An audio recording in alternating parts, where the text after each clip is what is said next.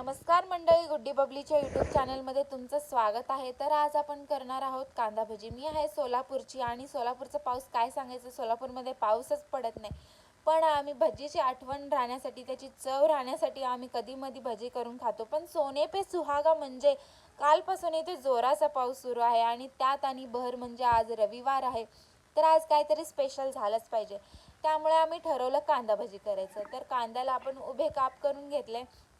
त्याच्यामध्ये मिरची, हळद, तिखट, मीठ सगळं घालून त्याच्यामध्ये कॉर्नफ्लॉवर, राईस फ्लॉवर टाकून त्याला मस्त मळून घेतलं आणि गरम तेलामध्ये छान तळून घेतले भजी.